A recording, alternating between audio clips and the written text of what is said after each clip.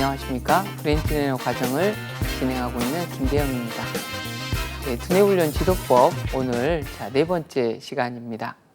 지난 시간까지 저희가 두뇌훈련의 촉진 요소, 또 처음에는 원리와 단계를 배웠는데요. 촉진하는 요소를 배웠죠. 저희가 5가지. 또 그 이외에도 긴장 유한 이런 것들도 다 촉진 요소가 됩니다. 환경이라든가 또 영양이라든가 음악이라든가 움직임, 그리고 의미가 형성이 돼야 된다. 자, 이런 것들 중에서 이제 이런 두뇌훈련의 움직임 같은 경우는 실제로 어떤 이완법, 명상법을 적용하기 전에 이런 뇌체조나 브레인짐을 도입하는 것, 또한 음악을 이렇게 적용해 보는 것, 이제 이런 것들이 또 실제로 적용이 가능한 촉진 요소, 또 일상생활에서 이렇게 할 수 있는 환경적인 것들, 그런 것들도 포함이 될 수 있을 것 같습니다. 이제 조금 넓은 의미로서의 이제 두뇌훈련의 효과를 높이기 위한 이 지도 전략에 대한 이 내용인데요. 저희가 이제 아주 중요한 내용으로서 이 3시간에 걸쳐 가지고 이제 진행을 합니다. 또 교수 학습법에서도 이제 아주 많이 이런 다루고 있는 내용이다. 이야기 드린 것처럼 이제 이런 교육이나 이런 상담에서도 이러한 뇌 기반 교육 이런 것들이 이제 아주 중요하게 이제 밝혀지고 있기 때문이죠. 오늘은 바로 이제 저희가 첫 시간 이런 뇌 기반 교육의 원리, 두뇌훈련 지도의 원리 하면서 7가지의 이 지도 원리를 공부했었죠.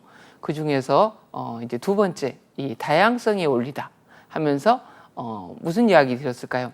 자, 우리 뇌는 모두 독특하다는 거죠. 살아온 환경이라든가 이제 그런 것들이 다 다르기 때문에 우리 뇌는 독특하고, 그렇기 때문에 이 획일적인 어떤 교육이라든가 지시나 이런 것들이 어떤 사람에게는 효과적일 수도 있지만 어떤 사람에게는 효과가 없을 수도 있다는 거죠. 이제 이러한 교육적인 측면에서 이런 연구들이 굉장히 많이 진행이 되고 있습니다.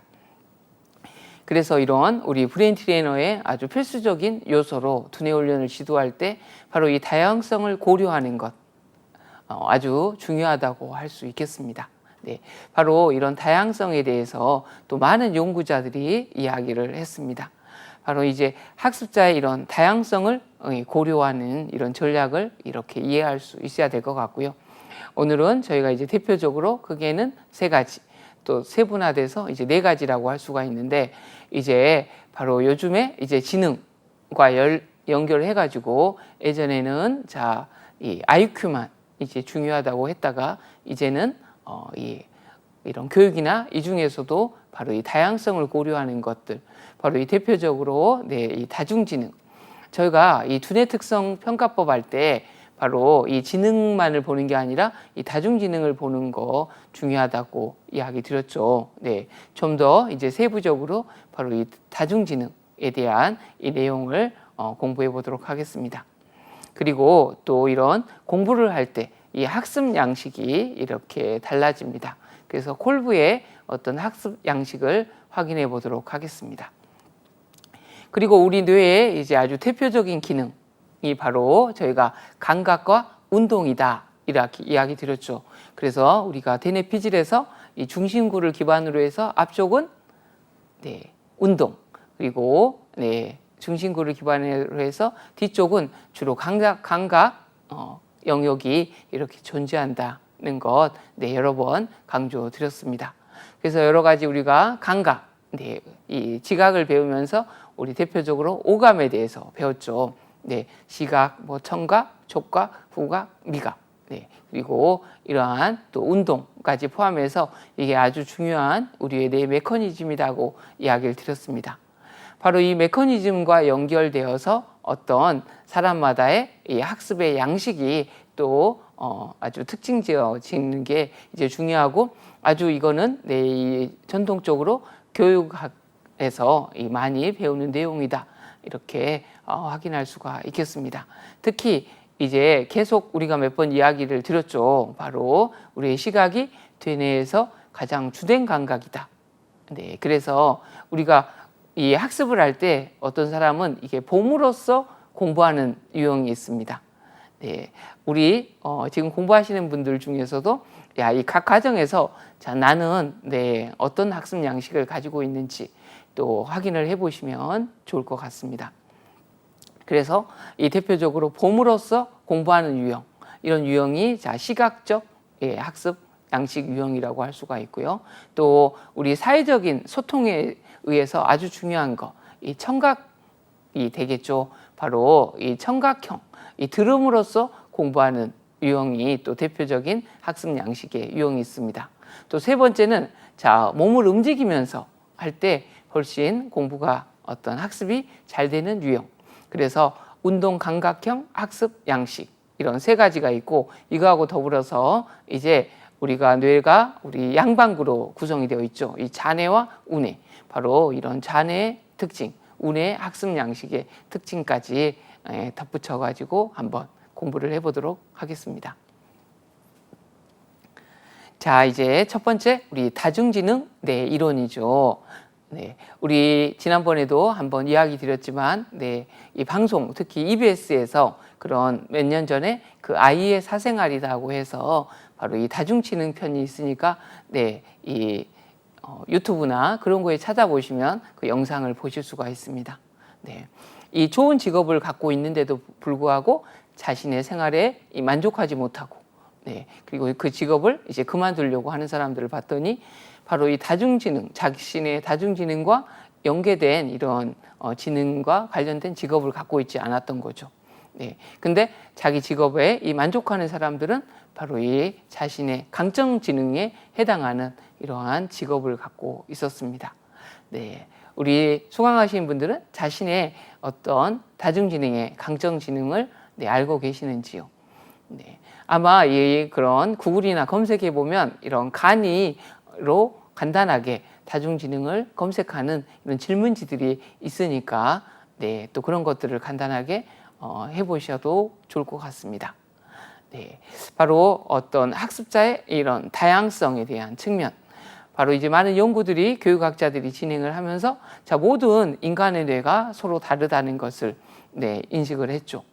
유전자와 이런 경험이 모든 인간의 뇌를 독특하게 만들기 때문이라는 겁니다. 학습자의 이런 다양한 특성을 고려하지 않는 이런 학습 요구는 자, 이업과 또한 스트레스, 또 동기를 감소시킨다는 거죠. 자, 학습자에게 만든 이러한 학습 전략을 제공, 그리고 학습자에 제공하는 것은 바로 학습자의 이런 잠재력을 발휘하는 데 큰 도움이 된다는 거죠. 이 브레인 트레이너 이런 걸 공부를 하시는 분들이 하는 이야기가 있습니다. 자, 이 공부는 정말 뇌를 갖고 있는 사람이면 누구나 공부를 해야 한다. 이 뇌는 우리 자신과 분리되어 있을 수 없기 때문에 자신의 뇌를 좀 더 잘 활용하기 위해서 정말 아주 꼭 필수적이다. 이렇게 이야기를 많이들 하십니다. 바로 이게 그냥 공부로서가 아니라 현재 나의 가능성을 키우기 위해서 이런 것들을 실제로 한번 확인해보고 하는 그런 시간이 되시면 더욱 좋을 것 같습니다. 자, 이런 다양성은 학습자에게 바로 아까 잠재력을 발휘해주는 그런 요소가 된다는 거죠. 학습자에게 다양성을 바로 설명해주는 이 대표적인 이론이 바로 이 다중지능 이론입니다. 왜 다중지능 이론은 왜 이렇게 생겼을까요? 바로 우리 이 하버드의 이 하워드 가드너 박사가 1983년에 이 자신의 저서 이 마음의 틀에서 이제 이 다중지능 이론을 이제 소개를 했습니다. 바로 기존과 다른 이러한 새로운 지능의 개념이죠. 바로 이 지능은 서로 독립적이고 바로 상이한 여러 유형의 능력으로 구성이 되어 있고 또 서로 유기적으로 작용을 하고 있다는 겁니다. 그래서 이런 두뇌 훈련을 지도할 때 이런 다양성의 측면을 고려해서 지도를 하는 것이 이제 아주 필요하겠죠. 또한 우리 학습자도 자신의 어떤 이 다중지능의 강점 다중지능이 있을 겁니다. 본인이 또 좋아하신다고 좋아하는 유형이라 주로 그런 쪽으로만 또 지도를 한다 그러면 이 두뇌 훈련의 효과를 또 좋게 하는데 또 방해가 될 수도 있다는 거죠. 또 그리고 이러한 하나의 이 사람이 이러한 다중지능이 있다고 해서 또 그쪽으로만 많이 지도를 한다면 또 이 약점 다중지능이 더욱더 축소가 되기 때문에 그런 것들을 또 적절하게 이렇게 가미를 하는 것도 이게 필요한 거죠. 그래서 그러한 다양한 경험과 이런 노하우도 이러한 다양성을 고려한 지도 전략에서 필요할 것 같습니다. 네.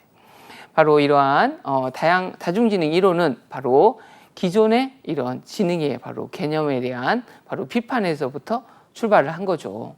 왜요? 바로 기존 지능은 지능 검사에 의해서 너무 협소하게 정의가 되었다는 거죠. 네, 바로 기존 지능은 주로 수리 능력, 이런 수학이라든가 또 언어 능력에 한정된 바로 일부 능력에만 주로 국한이 되어서 또 주로 외우고 기억하고 빨리 계산하는 것만 위주로 했다는 거죠. 우리가 이제 산업혁명 시대 때는 바로 이렇게 계산하고 또 정확하게 어떤 업무를 수행하기 위해 가지고 바로 이런 능력이 이제 사실은 중요했던 거죠. 그 시대에 이렇게 그런 지능들이 이제 맞았던 건데 이제 알다시피 정말로 우리 사회가 다양화되고 또 이러한 창의성을 요구하다 보니까 바로 이러한 시대적인 흐름과 맞물려 있다 이렇게 볼 수 있겠죠. 바로 또 기존 지능은 주로 필답식 이런 선다형 위주의 특정 방식을 사용한다는 거죠. 그래서 어떻게 보면 이 브레인 트레이너 공부도 보면 막 이러한 다양한 이론, 저런 이론들이 내가 또 정말로 브레인 트레이너로서 필요할까? 사실은 그러한 정보들도 있다는 것을 알고 있습니다. 네. 아직까지는 또 이런 현실임에도 불구하고 저희의 시험도 아직까지는 많이 이런 지식을 이런 암기하고 하는 이런 필답형 문제 또 선다형 문제로 이루어졌다는 것, 그런 것들은 계속해서 아마 개선이 되지 않을까 생각이 됩니다. 네, 이러한 필답식 그리고 선다형 위주의 특정 방식만을 사용하고 있다는 거죠. 이런 지능은 바로 다면적이어서 수치화하기가 쉽지 않고 살아가는 동안 계속 변화한다는 것들이 이제 확인이 된 거죠. 이런 지능은 일상생활에 이런 직면하는 바로 문제를 해결하는 능력, 또한 해결해야 할 문제를 발견해내는 능력, 가치 있는 것을 만들어내는 능력 등으로 이렇게 다양하게 정의가 될 수 있다는 거죠. 바로 이러한 기존의 지능에 대한 개념에 대한 비판, 그리고 새로운 이런 시대의 요구들이 바로 이 다중지능의 중요성, 이런 다양성과 연결된다는 것 확인할 수가 있겠습니다. 자, 다중지능의 유형 및 특징. 우리 지난 시간에도 이야기 드린 것처럼 바로 우리 뇌는 움직임이 필요하고 운동이 아주 중요하다는 것. 그러니까 이런 두뇌 훈련에 움직임의 요소를 빠뜨릴 수 없고 그것은 시험에 아주 중요한 요소라고 이야기 드렸죠. 바로 마찬가지로 이런 지능에 대한 개념, 다양성을 고려하는 것 아주 중요하죠. 네, 그러면 중요하다는 건 무엇일까요? 네, 바로 시험에 자주 출제되고 또 필수적인 문제로 나올 수 있겠다 이야기할 수 있겠습니다. 또한 이런 것들은 꼭 이런 객관식뿐만 아니라 이런 주관식의 단답형 문제로도 출제가 될 가능성이 높다 볼 수가 있겠습니다. 처음에 이런 가드너는 7가지 지능을 제시를 했습니다. 바로 언어지능, 논리 수학지능, 또 공간지능, 음악지능, 신체운동지능, 또한 대인관계지능, 또 자기성찰지능. 지난번에도 이야기 드린 것처럼 이게 번역에 따라 또 연구자에 따라서 이렇게 다른 조금 다양한 이름으로 이야기가 되니까 딱 저희가 시험을 대비할 때 하나로만 기억을 하는 게 아니라 조금 폭넓게 이해하는 게 필요하다 이야기 드렸습니다. 그러다가 이후에 이 가드너가 이제 자연 친화지능 그리고 실존 지능을 추가를 했지만 이제 이 자연 친화지능까지는 아예 포함이 돼가지고 보통 8가지 다중지능을 이야기합니다. 하지만 현재까지 이 실존 지능은 정확하게 이 범주에 포함이 되지 않았습니다. 이 실존 지능은 영성 지능이라고도 이야기하는데요. 바로 아직까지는 구체화된 능력의 형태로 보기 어려워서 지능으로 인정받지 못하고 있어서 이 반쪽 지능이라고 불리고 있습니다. 이런 지능들은 바로 이 뇌 속에서 이 생리학적으로 자리 잡고 있는 장소가 다르다고 합니다. 다중지능 이론 아주 세부적으로 하나씩 조금 보도록 하겠습니다. 자, 시험에 이제 이러한 내용에 대해서 나온 다음에 이것은 다중지능의 어떤 지능에 대한 이야기입니까? 뭐 이렇게 할 수도 있고, 바로 다중지능의 개념을 묻는 문제가 나오기도 하고, 또 그리고 주관식으로는 바로 이 다중지능 8가지를 다 적어보세요. 뭐 이렇게도 나오고, 어떤 대표적인 지능의 특징과 뭐 직업군, 그런 것까지도 이렇게 묻는 문제들이 자주 출제가 되니까 이 세부 내용을 특히 잘 이해하는 게 필요할 것 같습니다. 자, 언어 지능 같은 경우, 이 핵심 능력은 말하기와 글쓰기 능력, 언어 학습 능력, 이 언어 활용 능력과 같은 것과 관련이 되어 있고요. 또 이런 것들을 보시면서 나는 이런 특징이 있는 것 같은데, 그래 나의 강점 지능이 이거였지, 이러면서 꼭 이게 이제 학생들만 필요한 게 아니라 이제는 평생 학습 시대, 평생 교육 시대다 보니까 또 막 정말로 주위에도 60세, 70세가 넘어서도 이렇게 또 은퇴를 하고 새로운 직업을 또 찾고 이런 분들이 이제 굉장히 많기 때문에 이런 다중지능에 대해서 또 같이 연계되어서 고민을 해보시는 것 아주 필요할 것 같습니다. 자, 보통 직업으로는 시인이라든가 소설가, 정치가, 변호사, 방송인 같은 경우, 그리고 내 부인은 이러한 언어 영역이니까 자네의 이런 축디업에 바로 브로카라든가 페르니케, 그리고 전두엽에 이런 내부이하고 연관이 되어 있다, 이렇게 볼 수가 있겠습니다. 자, 그리고 논리 수학 지능. 자, 논리 수학 지능은 그래서 이제 저는 이거를 애울 때 이런 우리의 학습의 대표적인 과목, 국영수가 있죠. 그래서 이런 국어라든가 영어하고 연결된 이 언어 지능, 그리고 이 수학 지능, 이렇게 이제 구분을 하고 있습니다. 그래서 이 논리 수학 지능은 어떤 논리적이고 수리적인 유형에 대한 이런 민감성과 구분 능력, 그리고 연쇄적 추리력을 이렇게 추리를 다루는 능력과 관련이 되어 있습니다. 그래서 관련된 직업으로는 뭐 수학자라든가 회계사, 법률가, 컴퓨터 프로그래머, 과학자. 우리 뭐 학교 다닐 때 나는 수학이 굉장히 재밌고 즐거웠어, 이러면 논리 수학 지능이 뛰어나다, 이렇게 할 수 있겠죠. 그래서 자네의 이런 두정력, 또 우뇌가 이렇게 관련된 내부이다 볼 수가 있습니다. 그리고 나서 우리 아까 이제 국영수 과목 이야기 드렸죠. 그러면 어떤 분들은 예체능이 이제 중요한 시대다, 이렇게 이야기를 하지 않습니까? 바로 예체능은 음악과 미술, 그리고 체육이죠. 바로 그것과 관련된 이런 지능들이 다 연결이 되어 있습니다. 첫 번째, 이 공간 지능은 주로 우리 이제 과목과 연결된다고 하면 이제 미술과 연결되는 거죠. 어떤 거리감 같은 거를 잘 표현해서 그리거나 이해하고 하는 것들. 그래서 이런 시각적, 공간적 세계를 이런 정확하게 지각하고 제초의 지각의 근거의 형태를 바꾸는 능력이다. 이런 지능이 뛰어난 분들은 진짜 이런 그림 그리기라든가 뭐 그런 것들에 대해서 아주 강점들을 가지고 있죠.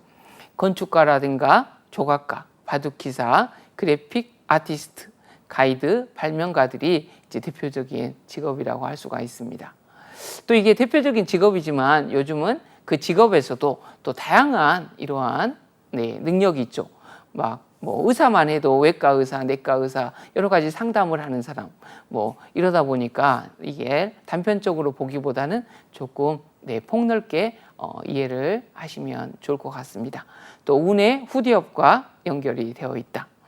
자, 음악 지능, 음악 과목과 연결된다, 이렇게 볼 수 있겠죠. 바로 리듬이나 음조, 음색을 만들고 평가하는 능력.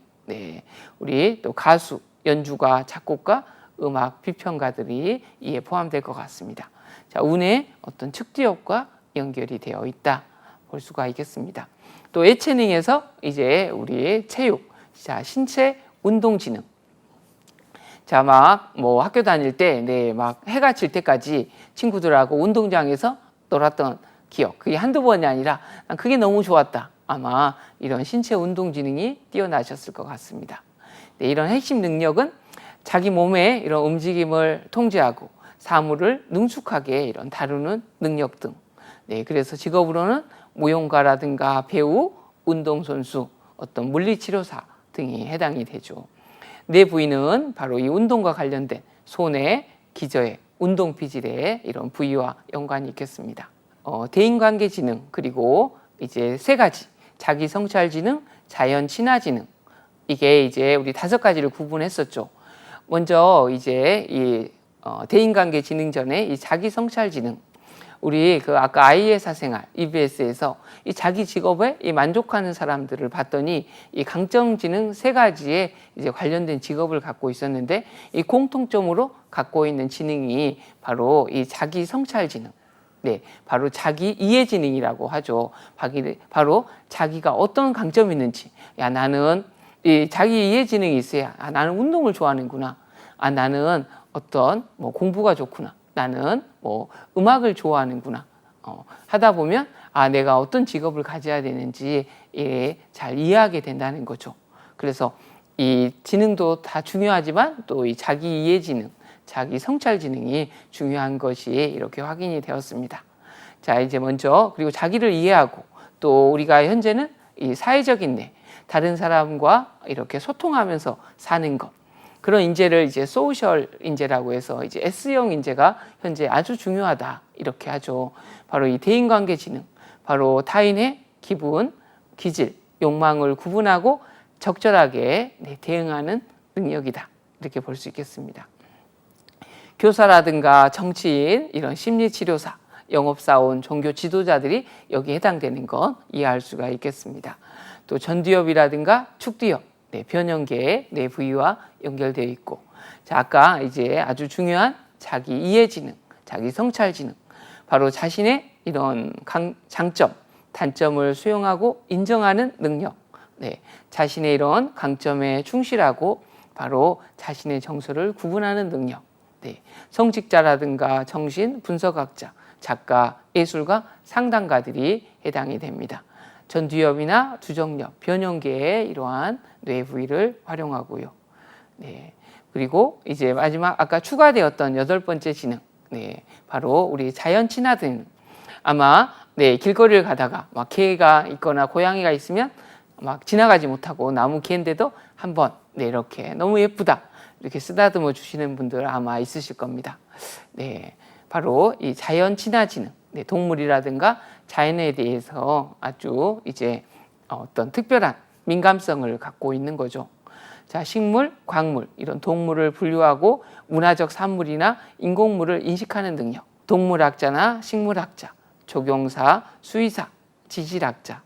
뇌 부위는 이제 특정 부위와의 아직까지 관련성은 확인하지 못하고 있습니다. 이런 8가지 지능 중에서 이제 이런 강점 지능이 있는 것, 그것들을 확인하고 또한 약점 지능들은 또한 보강하는 것들이 이제 중요할 것 같습니다. 여기서 이제 바로 이 다중지능의 핵심적인 것, 이런 8가지 지능이 있는데 그런 것들의 이제 이 가장 중요한 것은 어떤 것일까요? 바로 이 어떤 사람이 나는 이 지능만 있고 다른 지능은 없지 않는다는 거죠. 바로 대부분의 우리의 사람이 이 8가지 지능을 모두 가지고 있습니다. 하지만 개인마다 각기 다른 이런 다중지능 프로파일, 그러니까 어떤 지능은 높고 어떤 지능은 낮고 이렇게 한다는 거죠. 그래서 이제는 정말 그런 IQ의 시대를 넘어서 이런 다중지능, 다양성을 이제 고려한 그런 시대가 되었다. 그리고 이러한 다중지능은 아주 적절한 수준까지 개발이 가능하다는 겁니다. 이런 8가지 지능이 바로 이 상호작용을 한다는 거죠.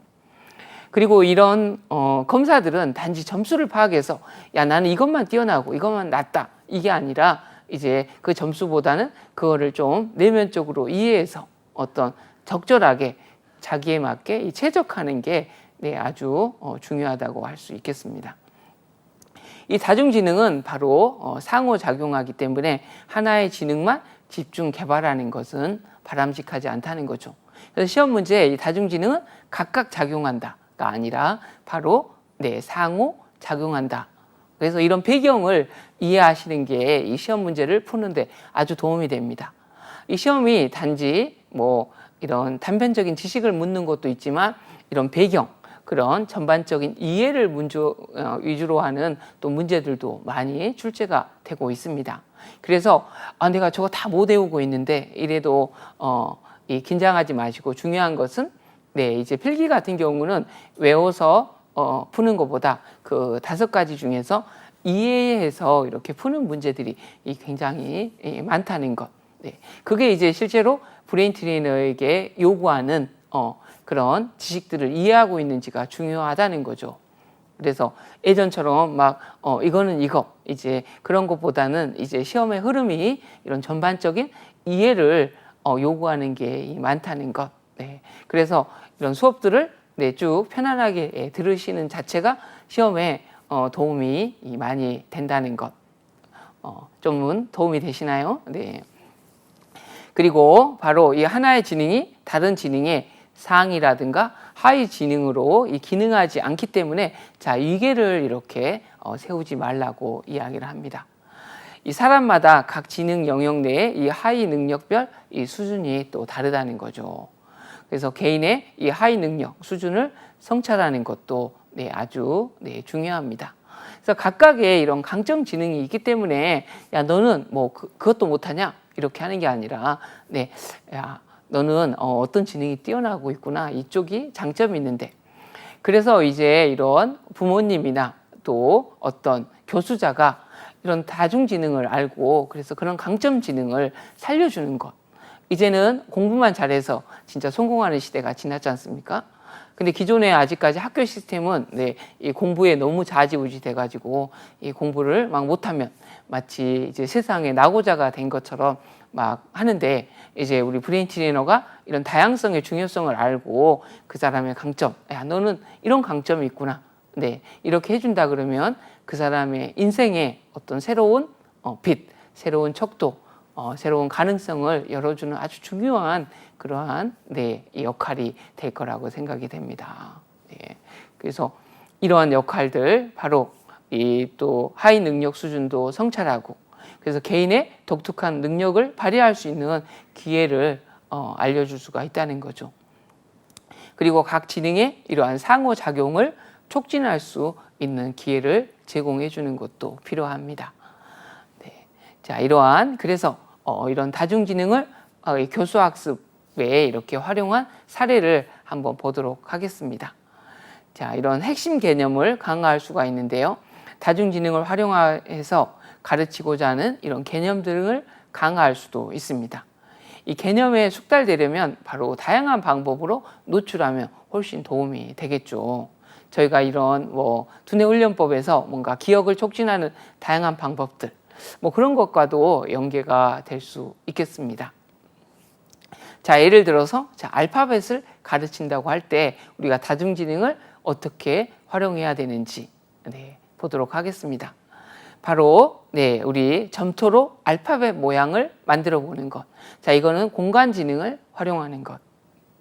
또 모래 위에 글자를 쓰게 하는 것. 이거는 신체 운동 지능, 또 공간 지능과 연계가 되겠습니다.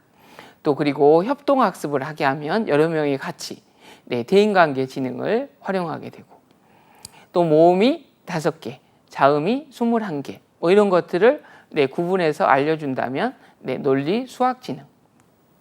또 음악을 들려주고 몸으로 글자 형태를 만들어 보세요. 이런다 그러면 음악 지능과 신체 운동 지능을 또한 활용하는 거죠. 이런 것들을 처음 접하면 이제 어려울 수도 있지만 이게 자기 다중지능에 맞는 걸 이렇게 하게 되면 굉장히 또 호기심이 연결이 될 것 같습니다. 또 알파벳 노래를 불러보게 하는 것, 또 음악 지능과 연관된다는 것. 바로 이 알파벳을 가르친다고 했을 때 이런 다양한 이 다중지능을 연계하는 것을 해보았는데요. 또 현재 우리 교육 받으신 분들이 내가 어떤 직업이나 네, 그 관련이 되어 있다면 이 다중지능을 한번 연계해 가지고 네, 아이디어를 내보시는 것 네, 어떨까 합니다. 네, 우리 다양성의 아주 대표적인 게 바로 이 다중지능이다. 네, 이 대표적인 것 위주로 그리고 중점적으로 공부를 하시는 게 이제 아주 중요합니다. 왜 그러냐면 이제 첫 시간에도 이야기 드렸지만 이 브레인트레이닝 시험에 이 합격점이 필기하고 실기가 60점이었죠. 우리가 어려운 문제까지 물론 내가 90점, 100점 맞으면 아주 도움이 되겠지만 이게 브레인트레이너 자격을 취득하고 네, 계속해서 이런 공부하신다는 마음을 가지시면 좋겠습니다. 그러려면 이제 아주 이제 어렵고 그런 것들은 네, 이제 계속해서 공부하신다는 마음을 가져야겠죠. 먼저 이제 가장 핵심적인 것, 이제 중요한 내용들부터 이렇게 공부를 하면서 점점 심화를 해 나가시면 좋을 것 같습니다. 네, 이제 세부적인 학습 양식 이론, 콜브의 학습, 바로 이 경험에 따라서 본인들의 이 학습 양식이 달라진다 이야기를 했죠. 그래서 콜브의 이런 학습 양식 모형이 있습니다. 바로 학습자의 이런 인지적 요소인 사고 유형, 그리고 정의적 요소인 교수 학습에 대한 이 태도를 동시에 어떤 살펴볼 수 있는 장점이 있다. 그래서 콜브의 이런 학습 양식 모형은 바로 경험학습 이론에 이 바탕을 하고 있는데요. 바로 이 네 가지 학습 방식을 따르고 있습니다. 바로 어떤 구체적으로 경험하느냐, 이제 크게는 이제 구체적으로 경험하느냐, 반성적으로 관찰하느냐, 그리고 추상적으로 개념하느냐, 이 능동적으로 실험하느냐 해서 총 네 가지 이런 학습 방식을 이제 띠고 있다는 거죠. 그래서 이런 경험학습의 핵심 원리는 이런 네 가지 순환적인 학습 모형을 띠고 있다. 그래서 구체적인 경험, 그리고 반성적인 관찰, 추상적인 개념, 이런 능동적인 실험, 이런 네 가지라는 것. 네. 그래서 네, 이제 구체적으로 간단하게 한번 보시면, 어떤 사람은 경험을 구체적으로 경험한다는 겁니다. 그래서 느끼면서 배우고 직접 경험하고 깨달은 일을 학습하고 사람들과 함께하는 것을 또 좋아하고 새로운 경험에 아주 개방적이라는 거죠. 경험을 좋아하니까. 또 문제에 직면했을 때는 느낌에 의존한다는 겁니다. 네, 이 또 반성적인 관찰. 어떤 분들은 이제 학습의 방식이 관찰하면서 배운다. 네, 그리고 행동보다는 신중한 관찰을 중시한다.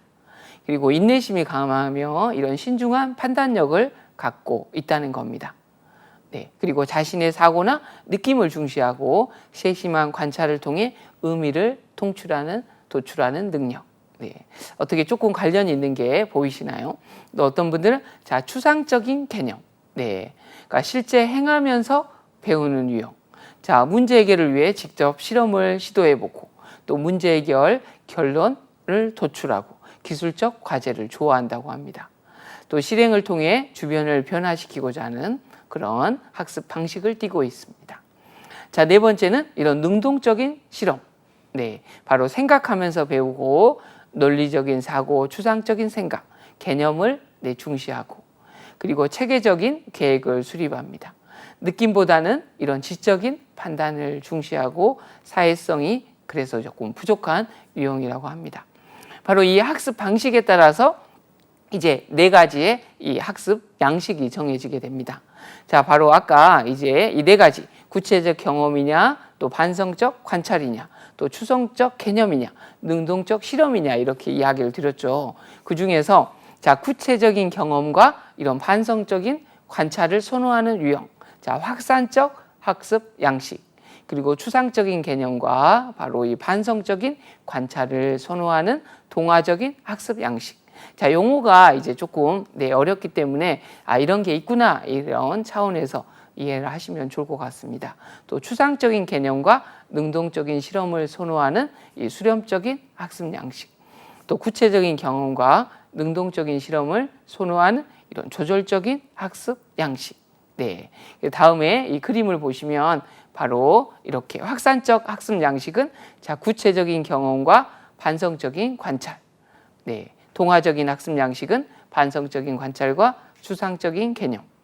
수렴적인 학습 양식은 이런 능동적인 실험과 추상적인 개념, 조절적인 학습 양식은 이런 구체적인 경험과 능동적인 실험이 연계되어 있다는 것, 이렇게 볼 수가 있습니다. 그래서 이런 학산적인 학습 양식은 상상력, 아이디어의 창출, 문제를 인식하고 이런 브레인스토밍의 강점을 갖고 있고, 또 지나칠 때는 결정을 못하게 되고 대안이 많을 때 무기력해지는 특징이 있습니다. 또한 부족할 때는 아이디어가 없고 문제나 기회를 인식하지 못하는 유형이다. 동화적 학습 양식은 주로 이런 이론적 모형을 만들고 계획을 수립하고 문제를 규명하고 이론을 발전시키는 강점이 있고요. 하지만 지나치면 이게 사상 누각이 되고 실제적으로 응용하지 못한다는 것. 부족할 때는 어떤 체계적인 접근을 못하고 확실한 기초 없이 일하게 되는 그러한 양식이다 볼 수가 있습니다. 자, 조절적 학습 양식은 일을 실제로 수행하고 또 지도력과 모험적 그리고 환경에 즉각적인 적응을 하는 강점이 있습니다. 지나칠 때는 사소한 일에 매달리고 의미 없는 행동을 하고, 또 부족할 때는 목표 지향적이지 못하고 시간에 맞춰 일을 끝내지 못한다고 합니다. 실행할 수 없는 계획을 세우기도 하고요. 자, 마지막으로 이런 수렴적인 학습 양식, 아이디어의 실제 적용, 의사결정하기, 연역적 추론, 문제를 찾아내어 규명하기 등의 강점을 갖고 있고요. 지나칠 때는 문제를 잘못 해결하고 성급한 의사결정, 또 부족할 때는 사고에 초점이 없고 아이디어를 발현하지 못하고 산발적인 사고를 합니다. 이러한 콜브의 학습 양식 보았고요. 이제 저희가 마지막으로 이제 교육적에서 굉장히 많이 또 활용되고 있고 학습하고 있는 이제 바로 감각과 운동에 따라서 나누는 또 대표적인 학습 양식이라고 볼 수가 있습니다. 바로 이 사람들마다 이 감각 정보를 받아들이고 처리하는 데 선호하는 양식이 있다. 여기서는 이제 감각 정보만을 이야기했지만 바로 이 운동과 감각을 포괄하는 거다, 이렇게 할 수가 있습니다. 그래서 이 정보를 어떻게 받아들이냐에 따라서 이 수용적인 학습 양식, 그래서 사람마다 이런 감각 정보를 받아들이는 선호하는 양식, 그래서 아까 시각적, 청각적, 운동 감각적 이런 대표적인 세 가지 학습 양식이 있다는 겁니다. 그리고 뇌의 이 처리에 따라서 이 처리적 학습 양식에 따라서 바로 이 좌뇌형과 우뇌형, 바로 사람마다 이 정보를 정리하고 소화하는데 바로 이 좌뇌와 우뇌 양식을 선호한다는 겁니다. 자, 먼저 이 수용적 학습 양식. 자, 나는 어떻게 이 정보를 받아들이는가? 우리 바로 이 정보를 수용하는 양식. 자, 첫 번째가 시각적 학습 양식. 자, 시각적 학습자다, 이렇게 볼 수가 있습니다. 자, 이거는 이제 아마 계속해서 우리가 감각과 운동을 공부하셨기 때문에 이 내용을 보시면 어렵지 않게 이해를 하실 수가 있을 것 같습니다. 자, 시각적 학습자의 특징은 어떨까요? 자, 바로 봄으로써 학습을 한다는 거죠. 바로 그렇기 때문에 이런 시각적 보조 자료를 이용하면 훨씬 도움이 된다는 겁니다. 자, 그래프라든가 도표라든가 이 색상을 제공해주면 도움이 되죠. 그러니까 이것도 보시면 딱 나는 시각형이야, 나는 청각형이야, 운동 감각형이야. 그게 아니라 이 세 가지 이 수용적 학습 양식을 모두 다 갖고 있죠. 하지만 그 중에서 좀 더 이렇게 적극적으로 주도적으로 이런 사용하는 학습 양식이 있다는 겁니다. 또 그래서 그리기라든가 직접 그려본다든가 또 비언어적인 이 조직 자료를 사용하는 것을 좋아하는데요. 자, 혹시 우리 지금 수강하신 분들 중에 나는 이렇게 시각적 학습자의 특징이 있는데 그런 분 계시나요? 그러면 한번 손을 한번 들어보시죠. 몇 분이 계시네요. 자, 이런 시각적 학습자를 위한 학습 전략은 어떻게 해야 될까요? 바로 이미지, 약도, 색연필 이런 형광펜을 사용하면 좋겠죠. 또 지도나 그래프, 그리고 시각적 이미지를 활용하면 도움이 되겠습니다. 또 감정이나 이런 생각을 잘 나타내는 이 만화라든가 또 보고서나 과제 이런 사파 그리기, 또 컴퓨터 그래픽, 또 PT 자료 이런 만들기를 활용해 봐도 좋을 것 같습니다. 네, 학생들도 이제 뭔가 이제 이런 학습자도 이런 특징들이 있기 때문에 이런 것들을 네, 한번 확인해서 적용해 보면 좋을 것 같습니다. 이런 시각형 학습자를 위한 교수 전략은 바로 이 시각 자료를 활용하는 이런 학습 패턴을 이용하는 게 좋을 것 같습니다. 자, 이 두 번째 이제 바로 이 청각형 학습자. 네, 자, 청각형 학습자는 어떻게 이 학습을 수용할까요? 네, 바로 들음으로써 공부하는 유형이죠. 그러다 보니까 이런 강의나 토론을 좋아한다. 네. 지금 또 이렇게 공부하시면서 이렇게 혼자 막 책 읽고 하는 것보다 이렇게 들음으로써 공부하시는 분 계실 것 같습니다. 강의나 이렇게 그리고 서로 토론해 보는 게 이 도움이 되는 유형입니다. 그래서 말과 글로 표현하는 것에 능숙하고요. 이런 정돈된 책상, 조용한 교실을 선호합니다. 한 번에 이런 분들은 이제 한 가지 일에 몰두하는 유형이라고 할 수 있는데요. 자, 우리 지금 공부하시는 분 중에 나는 청각형 학습자, 청각적 학습자인 것 같아. 네, 또 손 한번 들어보시죠. 네. 자, 이런 청각형 학습자를 위한 학습 전략은 어떤 것들이 또 있을까요? 네, 바로 다른 학생들과 함께 이런 과제를 수행할 이런 기회를 제공해 주는 것. 그래서 서로 이렇게 뭐 내용을 이야기해 보는 것. 이런 듣기와 말하기의 기회를 제공하는 게 좋을 것 같습니다. 또한 책을 이런 내용을 들려주거나 또한 생각을 녹음하는 것. 또 혼자 해야 된다고 하면 자기의 이런 공부를 스스로 녹음해 가지고 자기가 중요하게 생각되는 것을 실제로 공부할 때 그렇게 하신 분들도 아마 계실 것 같습니다. 이렇게 자신의 이런 주된 공부를 한번 책을 읽어보면서 그거를 녹음해서 듣는 것도 하나의 이 청각적 학습자가 이용할 수 있는 학습 전략이 되겠습니다. 또 과제를 이렇게 말로 발표하기라든가. 그래서 청각형 이런 학습자를 위한 교수 전략은 어떤 게 있을까요? 바로 이런 지시적인 수업, 또 동료끼리 하는 교수제, 집단 토의, 또 브레인스토밍, 그리고 소크라테스식의 세미나 활용, 뭐 질문이라든가 이런 다양하게 토의하는 것들, 협동학습 이런 것들이 도움이 되겠습니다. 자, 이제 세 번째, 자, 운동 감각형 학습 양식입니다. 자, 한마디로 활동하면서 했을 때 공부가 잘 되는 유형이 될 것 같습니다. 운동 감각형 학습자를 위한 수업. 우리 이 다중지능에서 바로 신체 운동 지능이 뛰어난 분들과 또 연관이 되어 있겠죠. 바로 활동하면서 학습할 때 가장 많이 잘 배운다. 대화를 할 때 또 손을 쓴다는 것. 또 노트 필기를 열심히 하고 몸을 사용하여 학습하는 유형. 자, 나는 막 가만히 있는 것보다 이렇게 몸을 움직이면서 할 때 공부가 잘 되시는 분 또 한번 손 들어 보시죠. 나는 잘 모르겠다 그러신 분 계시나요? 또 나는 이 두 가지, 세 가지 또 그러신 분들도 있을 것 같습니다. 자, 운동 감각형 이런 학습자를 위한 학습 전략에는 또 어떤 것들이 있을까요? 바로 움직임의 요소를 넣어서 학습을 하게 하면 좋겠죠. 뭐 예를 들어서 글을 읽을 때 바로 구두점을 보게 되면 각기 다른 행동을 하게 하는 거죠. 어떤 사람은 뭐 일어났다 앉았다 아니면 뭐 이런 손을 뭐 번쩍 들게 한다든가 뭐 그런 것들. 또 느낌표에서는 일어났다 앉았다를 한다든가 심표에서는 손을 흔든다든가. 또 역사를 가르칠 때는 역할극 같은 거 해보는 것도 좋겠죠. 바로 이순신 장군이 되어서 전쟁에 대한 결정을 독백 형식으로 연기하게 하는 것. 막 뭐 나 죽었다를 뭐 알리지 마라. 막 이렇게 해보면 또 느낌이 또 많이 올 것 같습니다. 자, 이런 운동 감각형 학습자를 위한 교수 전략은 그래서 어떤 게 있을까요?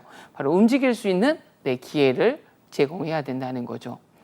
바로 이런 시뮬레이션을 사용하고 그래서 발견학습, 또 토론학습, 협동학습과 연계된다고 할 수 있겠습니다. 자, 우리 아까 다중지능에서도 우리 알파벳을 활용해서 이 다중지능 수업을 적용해 보는 것 것을 한번 해보았는데요. 바로 이 수용적 학습 양식에 대해서도 이걸 수업에 연계되어서 하는 예시를 한번 보도록 하겠습니다. 자, 다양한 방법으로 학습자를 가르치고 학습자에게 선택의 기회를 제공하여 자신이 이러한 선택한 방법으로 학습할 수 있도록 지도해 보는 거죠. 자, 우리 학생들에게 스스로 이 세 가지 중에서 이렇게 하나를 선택하게 하다 보면 또 자기에게 호감 가는 것 어떤 걸까요? 바로 자신의 학습 양식과 연계되어 있는 것들을 할 확률이 높겠죠. 그래서 뭔가 시를 공부할 때 청각적 학습자에게는 구성원 앞에서 이런 시를 한번 암송해 보게 하는 활동, 또 시각적 학습자에는 시에 어울리는 뭔가 이미지, 사파를 그려가지고 발표해 보게 한다는 것. 또 운동 감각형 학습자에게는 또한 시에 어울리는 이러한 연기를 활동하게 한번 해본다는 것. 어떠시나요? 그렇게 혹시 학교 다닐 때 공부해 보셨나요? 저희가 많이 그러지 못했죠. 바로 이러한 다양성, 수용적인 학습 양식에 대해서 적용해 보는 것. 아주 필요한 두뇌 훈련 지도 전략이다. 이렇게 생각할 수 있겠습니다. 자, 우리 이제 처리 방식에 따라서 바로 이제 잔해와 운해형으로도 나눌 수 있다. 자, 우리 1과목에서부터 우리 뇌가 잔해와 운해, 잔해의 특징, 운해의 특징, 그런 것들도 확인을 했었죠. 그리고 또한 3과목 두뇌 훈련법에서 뉴로 피드백에서 우리의 잔해와 운해를 균형 있게 하는 게 아주 중요하다. 이렇게 이야기를 드렸습니다. 그래서 이런 잔해 운해형에 맞는 학습 전략, 또 운해의 우세형에 맞는 다양한 이런 전략들이 있습니다. 근데 매번 이야기 드린 것처럼 또 잔해만 우세하다고 해서 계속 잔해의 이런 전략만 사용한다든가 또 운해만 사용한다. 그게 아니라 또 이걸 적절하게 강점은 두지만 그거를 적절하게 융합해서 이렇게 새로운 것도 접했을 때 오히려 이 학습하는 데 도움이 되기 때문이죠. 자, 잔해 우세형은 이런 순차적, 분석적, 논리적, 체계적 이런 유형이죠. 그래서 명확한 지시나 설명이 필요한 유형이라고 할 수가 있겠습니다. 그래서 언어라든가 쓰기 중심 위주의 그리고 조용하고 질서 정연한 공간이 필요하고, 자, 구조화되어 있고 명확한 지시와 어떤 설명에 이런 따르는 과제를 혼자서 공부할 수 있는 기회를 제공할 때 이런 잔해 우세형은 도움이 된다는 것. 또한 문제를 작은 부분으로 쪼개어 가지고 단계별로 이렇게 해결할 때 잘하는 유형입니다. 수학의 이런 규칙들을 언어적으로 설명해 주면 좋고요. 읽기 시간을 많이 제공하고 또한 이야기의 순서와 구체적 내용을 기억하도록 해주면 좋습니다. 자, 운해 우세형은 어떠나요? 자, 심상이나 정서 중심, 직관, 대인관계를 중시하죠. 그림이라든가 융통성, 또 산만하게 보이기도 하죠. 그러다 보니까 소집단별로 공부할 수 있는 집단 작업이 좋고요. 그런 공간을 제공해 주는 것. 또한 체험적 활동과 선택 기회가 있는 과제를 주는 것. 그리고 문제를 종합적으로 보고 추정하고 직관을 활용하여 해결하는 것. 그리고 수학을 막대, 손가락, 블럭과 같은 조작 도구를 사용하여 가르치는 것. 읽기 시간을 또한 많이 제공하고 또 주요 아이디어나 이런 큰 그림을 보게 하는 게 도움이 된다고 할 수 있겠습니다. 나는 잔해형인지 또 운해형인지 한번 또 보시면 좋을 것 같습니다. 자, 오늘 이러한 두뇌 훈련을 지도하는 전략으로서 아주 중요한 이런 다양성을 고려하는 것, 그 중에서 이 다중지능, 또 골부의 학습 양식, 또한 수용적 그리고 처리적 학습 양식에 대해서 공부를 해보았습니다. 바로 이 다중지능, 새로운 지능의 개념들, 이런 지능들은 서로 독립적이며 여러 다른 유형들의 능력들로 구성되지만 서로 상호작용한다는 것. 학습 양식이란 바로 학습자가 외부에서 들어오는 정보를 지각하고 처리할 때 선호하는 이런 방식을 의미한다는 것.